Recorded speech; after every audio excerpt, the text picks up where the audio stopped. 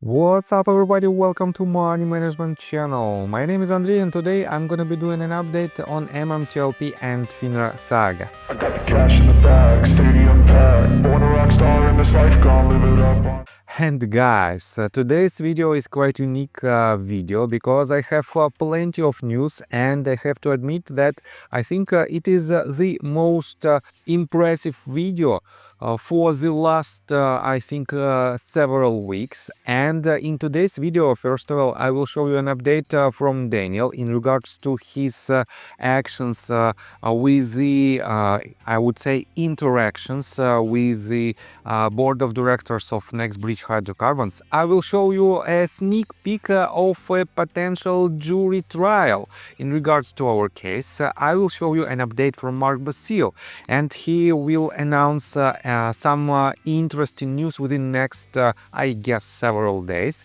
I will show you an update from Scott Roth's side, and on top of that, guys, I will show you a potential news that Elon Musk might close the SEC in its entirety. And I think this video is really impressive. So before we dive deep into all of this, guys, please hit the like button for YouTube algorithm and drop me a line in the comment section if you think my videos are valuable for you. And let's start with this tweet that was published by your favorite SGM. And he wrote this as round 3 in his fight. And let me remind you that he sent a set of questions to NextBridge Hydrocarbons board of directors in general and to Greg McCabe in particular. And he didn't receive any answers, and this is the next part of this saga. So, round 3, fight, NextBridge Hydrocarbons. PR release without mailing address, just the change in city is sloppy. Also, non-affiliated company, so-called non-affiliated company, is Valor, which records indicate has Mr. Dubois as CEO. So, non-affiliated as in he resigned from NBH January 2024. And he also added 3 days left to go. And here is the deadline. It is 3 days till the deadline that was set in his post.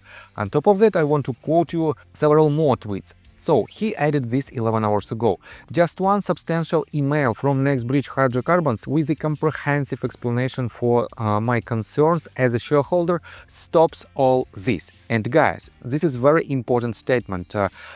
Daniel wants to solve the problem. He doesn't want to add more gas in the fire. And that is why, guys, I think these steps will definitely show the transparency of NextBridge Hydrocarbons' board of directors in general and of Greg McCabe in particular. So he also added, the solution set for this challenge is so easy. As I said, the bar impossibility low for this company to perform this routine task. Why? Why are you like this? And let me show you another quite interesting update. So, Aaron Cho, Elephant Analytics, wrote this 3 hours ago. Again, in regards to the latest PR statement that was filed by NextBridge Hydrocarbons just a couple of days ago. And he said, despite the PR, NBH doesn't appear to have officially updated its address yet. Reporting companies are required to keep that info up to date on EDGAR. Still says Fort Worth as the address in their database. And Daniel added, also, in other news, the US Postal Service also considers this mail fraud if the business address isn't updated within 30 days of the move. And guys, I think the PR statement was issued only because of the questions that were asked by Daniel, by your favorite SGM, to board of directors of NextBridge Hydrocarbons and to Greg McCabe in particular. And Daniel faced some problems with the physical address of NextBridge Hydrocarbons, and he started to dig deeper, and he found out that it is a lot of quite interesting facts surrounding these addresses. And for now, we know that there is about 30 companies under the management of Greg McCabe were collected in one place, physically were collected in one place. And again, it is quite weird actions because some of these companies just, in opinion of some community members, some of these companies just as shield companies to cover some potentially illegal actions. And I think this might also be quite interesting for the upcoming investigation. So let me show you another news that was published just literally less than 2 hours ago, to be precise. And here is the tweet again from Daniel. Unless something radically changes in the next 6 days, my new self-titled album called FAFO is ready to drop on December the 4th of 2024. It's a real banger. It includes all your favorite hits: MMTLP, MMAT, TRCH, and much more. And guys, here's the screenshot of the document. It is a jury trial demanded, and it is the section 1 introduction. Let me quote you this in details. This action arises from a far-reaching scheme of market manipulation, systemic regulatory failures, and breaches of fiduciary duty orchestrated by the defendants. Through a combination of deceptive disclosures, improper trading practices, and neglect of statutory and fiduciary responsibilities, the defendants collectively undermined the integrity of U.S. financial markets, causing significant harm to retail investors, including the plaintiff, Sergeant Major Daniel R. Oxer. Plaintiff brings this action under this set of documents to seek accountability for the systemic failures and misconduct that have disproportionately harmed retail investors. These failures include the creation and trading of synthetic shares, manipulation of market supply, and the regulatory inaction that allowed these practices to flourish unchecked.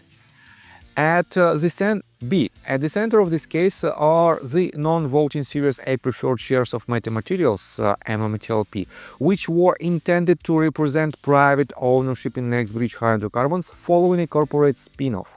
However, market makers, broker-dealers, and regulatory bodies facilitated the unauthorized public trading of MMTLP shares, leading to widespread trading irregularities.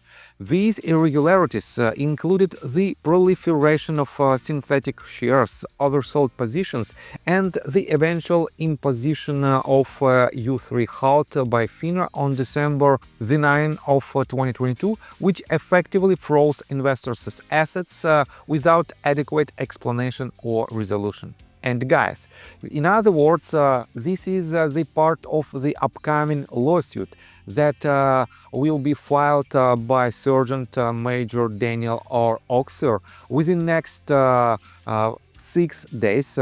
He will drop this bombshell on December the 4th, and this is the crucial date for now. I have to admit that because of this, as you can see, jury trial demanded, we might see completely different approach to this entire case, and I think it is another very important step in our saga. So let's move forward and let me show you some, let's say, interactions between Kostas and Scott Trott. Guys, I don't want to comment on this, I just want to give you this information. So Kostas wrote, if McCabe was really shady, why is he fighting to keep NBH alive and using people like Johnny Tobacco to help versus just killing it and hiding the MMTLP evidence? Even crazier, there are no shareholders continuing to make up stories or throwing mud on a preferred share dividend that was never meant to trade and has remained in an unsettled state for over 700 days. Why do they care about something they never purchase? I will wait for answer, drinking my Kool-Aid and doing what I can to get the truth exposed. Thanks. And Scott responded, how do you define fighting? Sending out PRs that say he moved his office, losing leases, not making royalty payments, or you meant fighting with shareholders? Yeah, he was served by a bunch of shareholders last week who want access to his books. He hasn't answered. Are you not entertained? And Kostas responded, trust me, I am not happy with a few things and have my own concerns. But McCabe didn't have to become NBH CEO, but he did. McCabe didn't have to attach NBH to other holdings he has, but he did. McCabe didn't have to look at cost-saving measures while working through the SEC process, but he did. McCabe didn't have to update auditors and financials to remain fiscally compliant, but he did. Again, if he was so shady, why is he still involved with NBH today and working to keep it alive into the future? Riddle me that. As for your constant meme guy comment, made you look at my post. So I think it's working. MMTLP needs a market-based resolution. Cheers. And here is the answer from Scott. He made from $15 million to $79 million in December of 2022, selling while we held. He is no suffering crusader. Just a con man with legal news tightening around him, while his ex-loyalists guzzle Kool-Aid and say he is a hero. He is doomed legally. And Kostas responded, you are stuck on a narrative. He spent money to buy the debt. He founded the drilling. He did some other things as well with those funds. Again, he could have killed this left, but he still remains and is all in as the CEO. He has plenty of times to hide and run, but he's still here. Why? Answer. And guys, I have to admit that I can understand both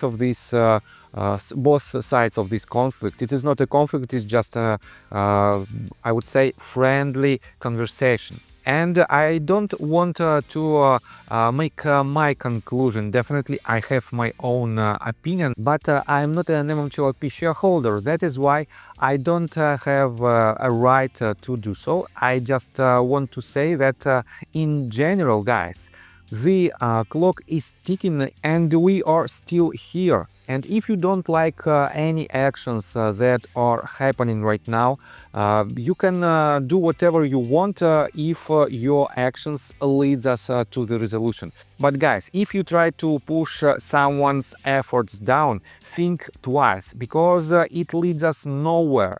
The only path where we can be is the litigations inside the MMTLP community. And guys, we are on the edge of these litigations. Let me show you this tweet that was written by Daniel Spears. And I also don't like this, but I have to show it to you. So, Daniel Spears wrote, we've been lied to non-stop for 2 years, influencers who never disclosed NDAs and secrecy agreements, yet have had the unbelievable guts to misdirect this community.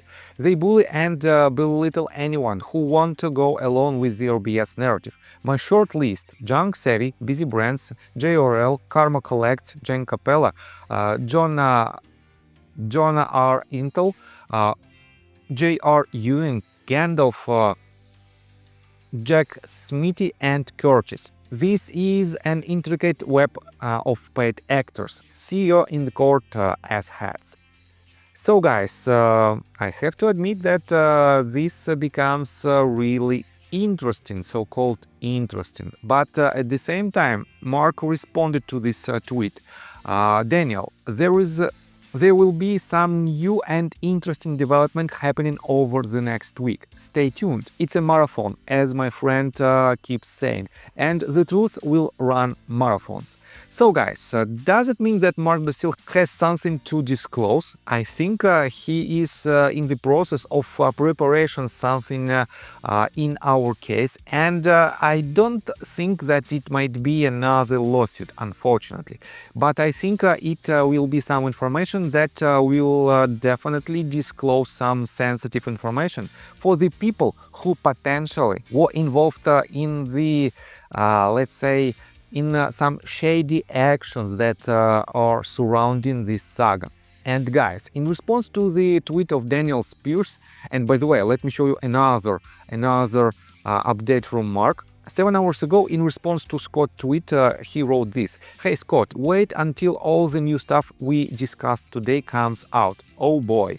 And this is another evidence, potential tip from Mark Basile that he will disclose some information that will be huge in our case. So stay tuned, guys. I told you that today's video has a lot of information, that might be very important and crucial for the community. So let me show you this tweet again.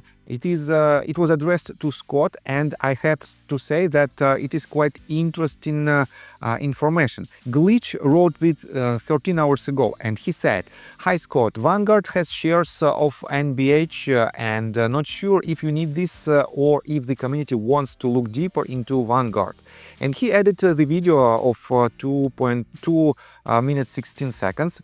And Scott responded to this tweet, "Thanks." And guys, here are the screenshots of the video. I don't want to dig deeper, but it is a Vanguard Balanced Index Fund as of January 31st of 2023. It is the date after the U3 halt. And here in this document you can find Next Bridge Hydrocarbons private equity with the number of shares 47,692 for the total value of $138,068. So guys, this means if Vanguard had it in 2023, right after the U3 halt, it is still there. These shares are still there, and Vanguard still owns it. And guys, I have to admit that it is quite interesting, findings, but potentially it means that Vanguard wasn't in the list of the short sellers. And I have to admit that this is how investigation goes, and this is, in my opinion, very important information, because for the last couple of years I cannot remember that we had anywhere in the listings, in the filings, or in any mentions of the wrongdoers the name Vanguard. And to be honest, I was quite surprised with this information, but it is what it is. I have to give this information to you just to keep it in mind. So let me show you another update. And this is, in my opinion, another very bullish news for the entire stock market. Market News wrote this: just in, Elon Musk is hinting at abolishing the SEC with Doge. Elon Musk said, "A friend of mine had a meeting with senior officials at the SEC and they hadn't been in the building for so long. Stephen Moore, Elon Musk and Vivek want to fix this with Doge." And here is the official source. As you can see, it is the tweet of Elon Musk that he wrote on November 26th, basically less than 24 hours ago. And he said, "A friend of mine had a meeting with senior officials at the SEC and they hadn't been in the building for so long that they couldn't figure out how to turn on the lights." Guys, it is ridiculous. So they were just sitting there in the dark with cell phone flashlights, looking like demented burglars. So I have to admit that it is another quite interesting information that potentially might lead to the huge changes in the entire system of US stock market. And if it happens, guys, it will be a real bombshell. So for now, I want to show you this couple of tweets in response to Danielle Spears' statements that where she said that all paid shills should be in a court. And here you can see the answer from J.R. Ewing. And he wrote this: "I can assure you wild accusations about me in any court filing will be met with a swift Rule 11 sanctions request, as well as counterclaim and motion for legal fees if anyone attempts to haul me into court." And I have to admit that yes, people has a right to protect themselves, to defend themselves in any legal rights. And that is why, guys, I think this news is not the best one, because it removes our focus from the main goal to other, not the most important, I would say, goals that is surrounding MMTLP case. But it is what it is. I'm here to give you this information. And guys, let me tell you my personal story. I have a wife and 2 children aged 11 and 15, as well as a small dog. After 30 years of living in Russia near the Baikal Lake, we decided to move. Now we reside in Serbia.